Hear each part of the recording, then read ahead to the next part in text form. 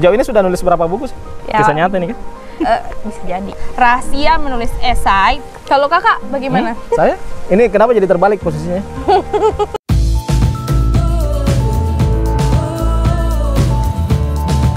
Ya, di podcast kali ini kita akan membahas tentang Nabila Haruna.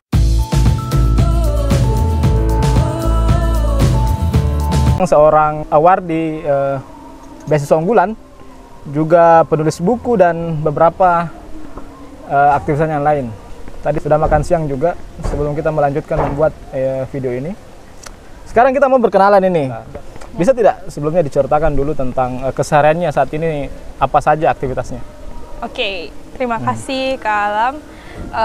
Kalau kesehariannya saat ini saya sibuk untuk mengedit lagi buku karena ada klien. Jadi saya punya penerbitan sendiri yang kami mewadahi teman-teman penulis untuk menerbitkan karyanya. Jadi penerbitannya itu namanya apa? Haryani Castle Publishing. Haryani Castle Publishing. Ya. Kemudian selain saya kan jadi CEO-nya ya. CEO-nya. Jadi kemudian merangkap pekerjaan karena kita indie, jadi kita harus dituntut multi talent gitu. Yap. Punya talenta-talenta yang bisa di segala bidang kayak gitu. Saat ini ada berapa orang sih di dalam timnya? Sedikit sih, enggak banyak-banyak. Dulu ada kita 10 terus mengerucut sampai sekarang yang bertahan 5-6 orang. 5-6 orang, lumayan ya? Iya. Boleh tahu alamatnya di mana? Kalau alamat kami di rumah saya sih, kita masih pakai alamat rumah di Jalan Amanawewang nomor 71 Kandiapi, Kecamatan Tinambung, Kabupaten Polewali Mandar. Selain itu apa lagi aktivitas kesehariannya? Selain itu saya jadi tutor bahasa Inggris. Saya buka kursus di rumah dari bulan Juli kemarin. Jadi setelah saya sidang skripsi, saya diminta sama tante untuk mengajarkan sepupu saya. Ya, mulai dari situlah saya akhirnya buka kursusan kecil-kecilan sih di rumah karena kebetulan. Sasarannya siapa? Pelajar atau mahasiswa? Pelajar dari dulu itu anak SMP sampai SMA, tapi berkembang akhirnya ada anak SD, ada khusus anak SD, ada. Jadi khusus mulai dari SMP, yang basic SMA. sampai yang expert mungkin bisa ya? Ya, ada juga saya online, jadi offline online. Kelas TOEFL mungkin ada? Ada, tapi yang kebanyakan sih mereka meminta di speaking sama di listening. Iya. Kalau yang online itu saya ada mengajar mahasiswa yang juga jadi dosen kayak gitu. Pesertanya dari mana aja tuh? Apakah cuma sekitaran sini atau ada yang dari luar provinsi misalnya? Ada yang dari luar provinsi, kemarin ada yang dari Bali juga. Jadi kalau online kan lebih luas. Tapi kalau yang di offline atau yang di home base itu yang datang ya yang dekat-dekat rumah lah. Ada dari Pembusuang, dari Majene. Kalau saya boleh bertanya, cita-citanya Nabila ini apa sih?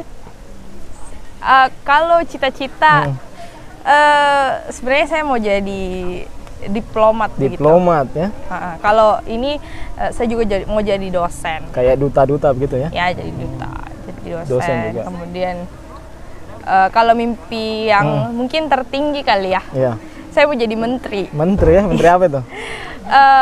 Menteri, kalau bukan menteri pendidikan, pendidikan. Menteri ini saya sih lebih tertarik ke pendidikan atau di menteri luar negeri. Tapi kayaknya makin kesini makin cenderung ke pendidikan. Walaupun menteri itu jabatan yang sangat politis ya, tergantung kedekatan dengan presiden misalnya. Ya sih. Tapi sebenarnya begini, saya bukan gara-gara apanya, tapi lebih ke punya visi misi untuk berkontribusi mungkin untuk bangsa begitu. Iya betul. Jadi kayak kita ini yang di daerah, kita juga bisa bersaing kok di kantor. Siapa sih tokoh favoritnya Nabila sekarang? Kalau tokoh-tokoh favorit banyak ya. Kalau di Indonesia. Saya sangat mencintai Pak Jokowi. Jokowi, oke. Ya, saya Jokowi. Oke, saya juga Jokowi. Oke, jadi saya menyukai kepribadian beliau yang sederhana, yang meskipun terlepas dari kontroversinya ya, dengan beberapa orang-orang yang ya kritik wajar lah ya. Kontroversi itu kalau kita seorang apa ya, tokoh begitu ya, tentu ada pro kontranya dan itu sebenarnya apa ya, kalau misalnya ada orang yang mengatakan bahwa beliau pencitraan atau sebagainya yang kayak miring-miring gitu, nepotisme apa dan lain-lain itu ya. Kalau saya pribadi ya tidak melihat hal buruknya seseorang, tapi saya lebih mau melihat ke arah positifnya. Arah positifnya. Kalau menurut Nabila, apa sih positifnya Pak Jokowi?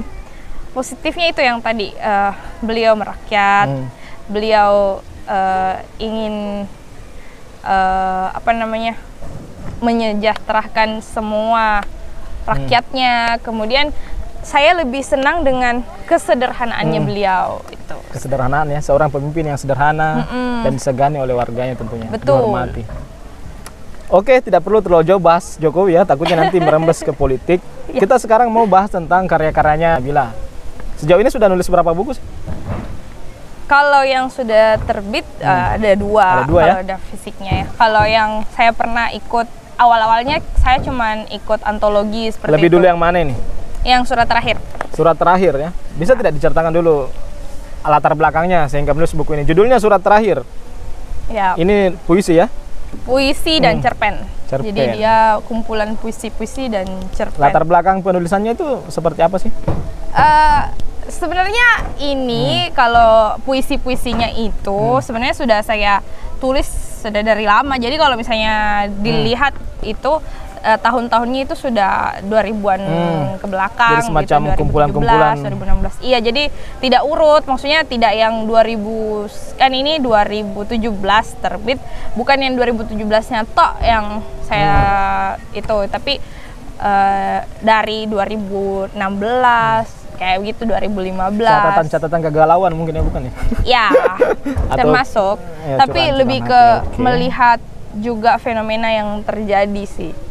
Surat Terakhir ini menceritakan apa sih secara nilai yang ingin disampaikan ke pembaca? Secara umum aja ya, nanti kalau mau penasaran ya silakan beli bukunya kan. Kalau ini sebenarnya cerita tentang bagaimana kita seorang perempuan, biasanya kan kalau perempuan yang tersakiti begitu ya, kayak dikhianati atau bagaimana, dia lebih ke apa namanya, istilahnya jatuhnya seperti korban begitu. Padahal sebenarnya ketika kita sakit hati, ketika kita mengalami kegagalan dalam sebuah hubungan misalnya seperti itu bukan seolah hanya kita hanya korbannya sebagai perempuan, tapi kedua belah pihak itu sebenarnya ada salahnya gitu. Jadi kita tidak boleh selalu berkepihakan bahwa laki-laki loh yang selalu menjadi pelaku dalam hubungan ini kandas, padahal perempuan juga. Ini agak unik ya, karena biasanya kan dalam problem hubungan misalnya selalu perempuan yang disalahkan, tapi justru Nabila berpikir bukan perempuan yang disalahkan, tapi perempuan sebagai korban selalu. Iya. Tapi dia lebih ke bahwa kedua-duanya sebenarnya punya kesalahan, tapi di sini perempuannya ini mengakui kesalahannya begitu, bahwa kalau kita begini ternyata hasilnya begini ya. Adalah hukum sebab akibat. Jadi dengan membaca ini setidak-tidaknya orang akan mengintrospeksi diri ya. Ya, jadi kita sebagai perempuan, kalau ada review pembacanya itu, kalau misalnya kita sebagai perempuan itu ternyata kita tidak boleh hanya gundah gulana, galau seperti itu. Ini mengandung unsur nyata atau?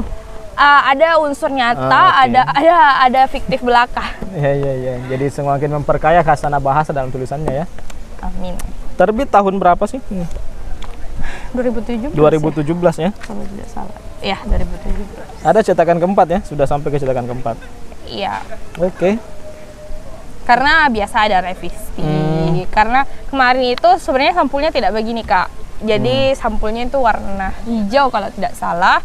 Kemudian saya terbuka kan sama kritikan, saran. Jadi saya terbukalah sama semua orang. Ya sudah, ada yang beri masukan bahwa sampulnya kurang cocok sama ceritanya. Terus kita revisi sama tim desain, ya sudah didapatkan ini yang finalnya dan ternyata jauh lebih menarik begitu.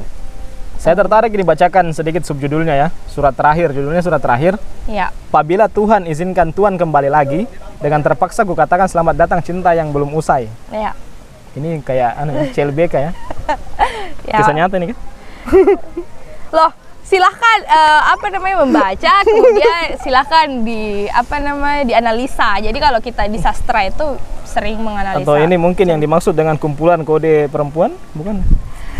Bisa jadi. Oke. Mewakili kalinya. Menarik sekali sepertinya ini buku ya. Apa ada rencana untuk menulis buku-buku selanjutnya? Atau apa yang sedang dipersiapkan? Kalau saat ini kan ini buku kedua saya ada beasiswa unggulan ini. Sebenarnya ini kalau yang ini sih agak kontroversi dulu. Jadi agak kontroversi, di mana kontroversinya? Kontroversinya karena katanya melabeli beasiswa unggulan. Nah, tanpa ada misalnya bantuan dana dan lain-lain. Iya, maksudnya begitu. Jadi kayak kenapa ambil embel-embelnya begitu kan? Karena tapi saya merasanya kalau kita sebut saja ya beasiswa LPDP itu banyak sekali bukunya sudah. Saya punya bukunya dan banyak banget kan kalau misalnya CPNS ya. CPNS juga banyak bukunya. Nah, beasiswa unggulan ini belum ada. Boleh jadi ini buku kalau orang awam lihat tiba-tiba dikira BU yang keluarkan misalnya. Ya, ada kesan seperti itu ya. Tapi kan kita di sini berkarya dan ternyata dari pihak penyelenggara sendiri justru mengapresiasi kami apa yang kami. Jadi kontroversinya di orang lain gitu. Jadi bukan dari penyelenggara. Mungkin ada orang yang iri bilang mungkin bisa jadi ya. Kenapa ngambil brandnya beasiswa unggulan itu? Padahal di sini jelas tertulis ya Kak, rahasia menulis esai bantu kamu lolos beasiswa unggulan. Karena di sini hal paling menantang di pendaftaran BU itu esainya mungkin ya. Ya, esainya. Makanya mungkin ini kitab yang perlu teman-teman baca untuk memudahkan membuat esai. Ya, tapi infonya Kak, kalau ini saya akan menghentikan penerbitannya. Maksudnya kenapa? Produksinya. Karena ya ini sudah terjual banyak sih, sudah ratusan pieces. Alasannya diberhentikan apa? Karena saya mau terbitkan yang terbaru yang lebih lengkap. Ini kan cuman esai, jadi saya memasukkan proposal sama wawancara. Boleh jadi kan orang justru merasa mau yang spesifik. Misalnya mau yang buku wawancara buku yang esai Ya, tapi daripada tebal-tebal biasanya saya ini. Begitu ya Kak ya? Bisa sih. Ada kecenderungan seperti itu mungkin. Oke, bisa jadi masukan sih sebenarnya. Tapi kita biasanya itu orang-orang masih penasaran sama wawancaranya, proposal studinya. Ya saya nantilah bisa dipertimbangkan ya. Kalau misalnya tidak suka terlalu tebal, tapi memang sebenarnya kayak beginilah standar. Iya sih. Cuma ini kan yang bikin tebal itu karena ada kontribusi esai dari teman-teman yang lain. Semacam contoh yang bisa dilihat ya. Jadi ini kenapa kita masukkan esai-esainya teman-teman yang lain itu biar tidak ada plagiarisme lagi Kak. Jadi kan biasanya itu kalau misalnya kita aware banyak teman-teman yang bertanya bagaimana sih Kak contohnya esai, kemudian dia mau minta filenya kan. Kita sebagai aware itu tidak enak kalau tidak dikasih. Nah, sementara orang yang minta ini biasanya langsung di copy paste. Iya, biasanya dia tidak tahu diri. Kurang ajar sekali. Iya, biasanya adalah beberapa orang yang seperti itu, tapi dia cuman mencomot saja tanpa melihat. Padahal kita di semua tempat, apalagi di kepenulisan itu ada aplikasi atau ada semacam mesin untuk teknologi untuk mendeteksi plagiarisme atau contekan-contekan orang. Jadi kalau karyanya kita sudah dibukukan, otomatis kan sudah tidak bisa lah seperti itu. Jadi sudah kelihatan bahwa ini sudah ada samanya. Selain nulis buku dan ngajar-ngajar kayak tadi, Bimbel, apalagi hobinya mungkin? Kalau hobi, saya hobi menyanyi, menari. Nyanyi bisa ya? Bisa. Suka atau bisa atau mahir? Bisa, suka. Kalau mahir saya belum berani bilang lah. Yang jelas suka baca puisi ya? Suka. Kalau buku-buku favoritnya apa sih? Saya suka novel sih. Novel, terus hal-hal yang banyak gambarnya juga. Kemudian saya suka baca artikel. Jadi kalau ada sesuatu apa-apa di bidang apa? Saya lebih banyak baca artikel. Apapun ya. Okay. Jadi kalau banyak Kak yang biasa bertanya, bagaimana sih caranya supaya kita suka baca buku? Ada tidak tipsnya yang bisa dibagikan? Sebenarnya itu pertanyaan yang apa ya, yang lucu sih. Iya sih. Karena kalau kita mau suka baca buku ya berarti kita selalu baca buku gitu ya. Jadi lagian itu mungkin bukan pertanyaannya, tapi memang keharusan untuk seorang pembelajar ya. Masa sih masih bertanya suka atau tidak? Kan lucu kalau mau pintar tapi malas baca kan. Betul, kalau kita mau dapat beasiswa juga kan, kalau tidak ada pengetahuan dasar, tidak ada bacaan-bacaan yang sering kita baca ya, apa yang mau kita tulis? Karena kalau kita mau menulis, kita harus punya banyak kosakata gitu. Jadi menurut saya kalau teman-teman mau ya cukup baca bacaan yang simple dulu. Kenapa? Kasih bicara dulu, pause dulu Imam, baru kasih bicara. Mana? Di bawah situ. Terlanjur. Tapi bagus tuh view-nya tuh, maksudnya kan view-nya jadi jual ini.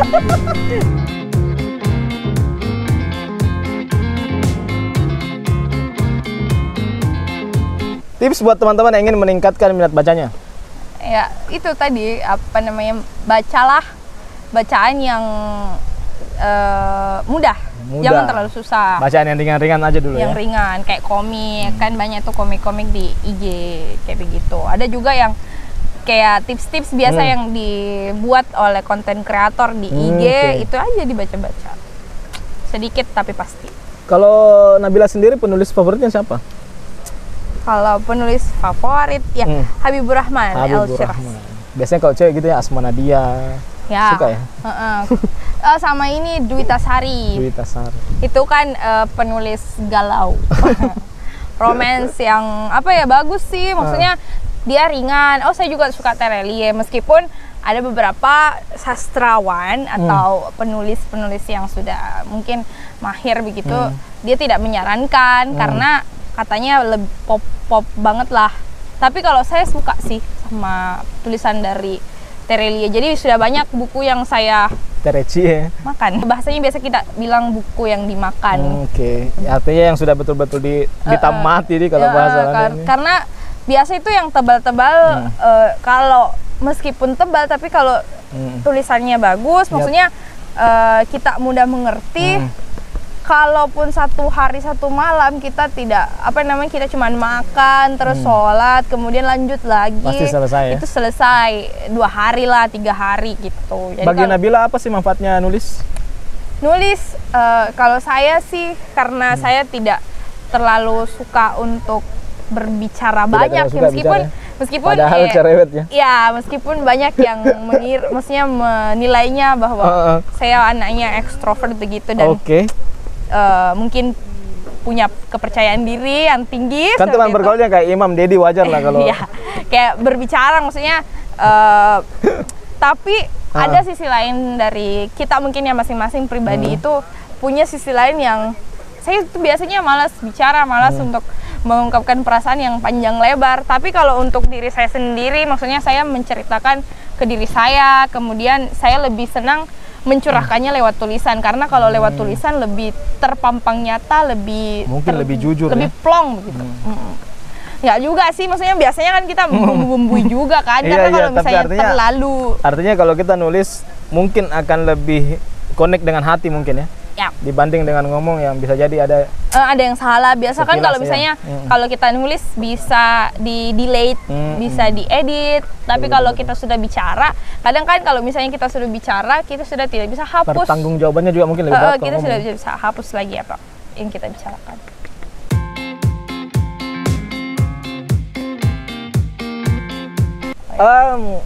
Bisa tidak dibocorkan sedikit tentang konsep buku selanjutnya? Sebenarnya saya sudah punya Selain tadi kan sudah disinggung soal BU ya? Iya. Kalau buku-buku yang sebenarnya saya punya beberapa draft naskah.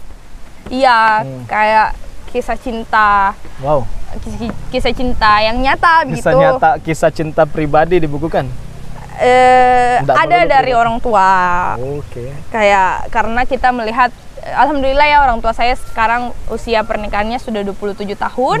Jadi sebenarnya saya punya punya cita-cita untuk memberi kado. Dalam bentuk kado dalam bentuk buku. Jadi lebih ke rekaman memori orang tua begitu. Ada juga saya sebenarnya sudah dikontrak sama sepupu. Jadi sepupu saya minta untuk membuatkan tulisan, membuatkan buku untuk orang tuanya.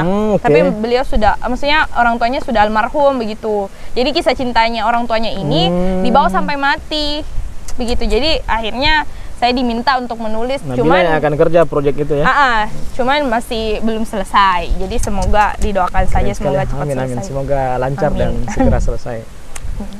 Kalau kakak bagaimana? Saya? Saya tanya ya. Saya ini kan YouTuber freelance yang nyambi jadi ASN. Oh, kakak ASN. Di mana? Saya penyuluh pertanian. Oh, penyuluh pertanian. Oke, saya juga dulu penyuluh. Penyuluh apa? Lingkungan. Sampahan sih. Dulu jadi duta sanitasi dulu. Oke, kalau penyuluh pertanian itu bagaimana bagusnya? Ya, kita sebagai penyambung lidah sebenarnya di kelompok tani. Petani ini kecenderungannya punya banyak keluhan, tapi keluhannya itu tidak sampai ke pemerintah. Nah, penyuluh sebenarnya dalam bahasa Mandarinnya suluh deh. Menerangi kan? Iya. Nah, kita harusnya hadir sebagai penerang di sana dan berusaha memenuhi kebutuhannya di lapangan. Pada umumnya seperti itu. Penyuluh sekarang kerja edukasinya itu bukan lagi, karena secara edukasi petani sudah cerdas nih, pintar nih, berpengalaman dan lain-lain. Kita lebih kepada ini, memenuhi kebutuhannya, mengawal keluhannya, memperbaiki tentu mulai dari awal sampai ekonominya dalam kerja-kerja penyuluhan. Ini kenapa jadi terbalik posisinya?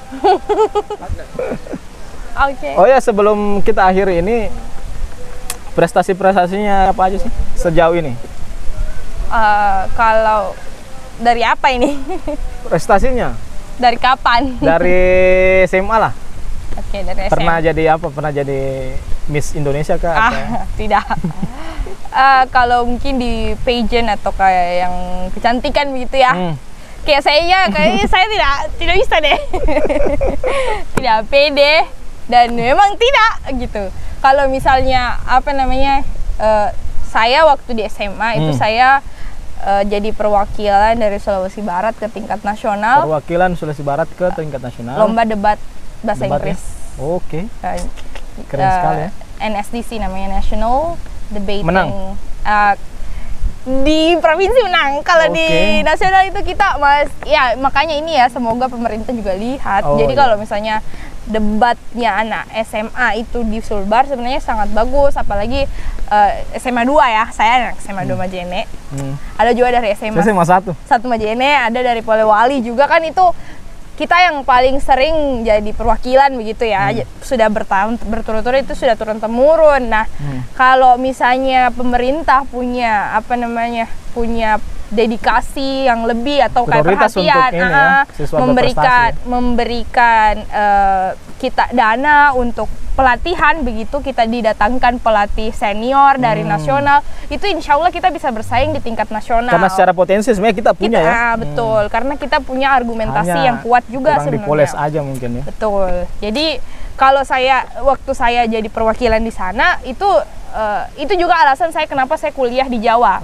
Karena saya melihat bahwa ternyata pendidikan kita jauh daripada mereka. Kalau misalnya kita punya kemampuan, mungkin ya sama-sama jika makan nasi toh. Iya, betul.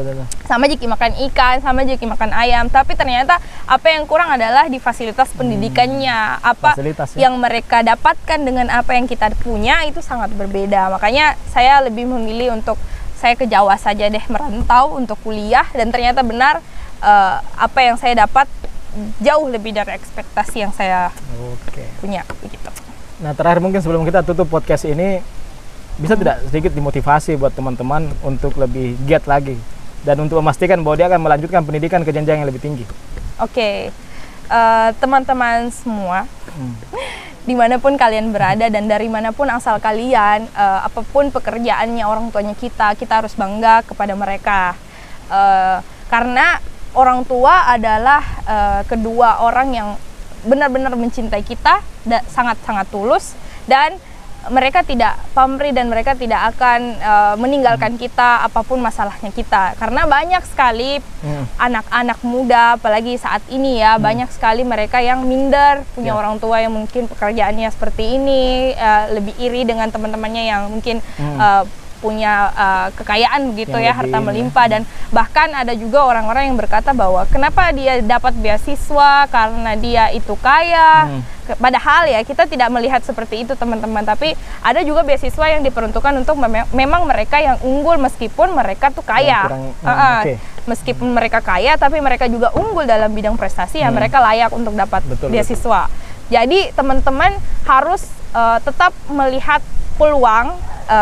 Kalian harus menggali potensi di dalam diri sendiri dan jangan terlalu banyak berleha-leha seperti itu, karena ketika kita terlalu banyak menghabiskan waktu yang kurang bermanfaat, ya kita nanti menyesal sendiri, karena ketika kita masih santai, ternyata teman-teman kita di luar sana belajar, kemudian mereka ikut lomba, dan ketika kalian mau ikut, maksudnya daftar pekerjaan mungkin atau daftar universitas, mereka lolos, kalian tidak, dan kalian langsung berpikir negatif kan. Kita biasa, pasti lolos mide itu karena ada dekingnya misalnya, padahal tidak ada, ya kan? Jadi biasa ada muncul stigma negatif terhadap orang yang lolos, padahal kita yang tidak melakukan belum layak itu mungkin atau belum maksimal ya. Atau misalnya nih Kak, kita ada suatu pendaftaran gitu, Kakak daftar, saya tidak daftar, terus Kakak yang lolos dong, kan Kakak yang daftar.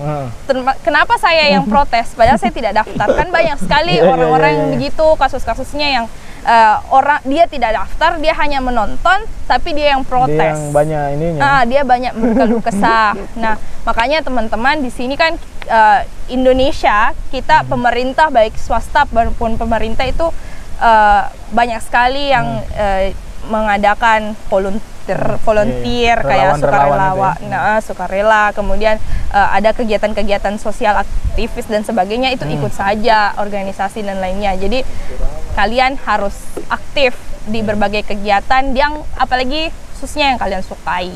Temukan potensi dan kembangkan. Betul. Oke, senang sekali hari ini kita bisa ngobrol bareng Nabila Haruna, pemudi perempuan yang insya Allah akan menjadi tokoh besar di kemudian hari. Amin. Sedikit banyaknya kami berharap ada manfaat dari channel ini. Terus dukung channel ini dengan, ya kalau kalian suka like, kalau tidak ya tidak usah. Terima kasih, sampai ketemu di podcast selanjutnya. Dadah. Dadah. Thank you.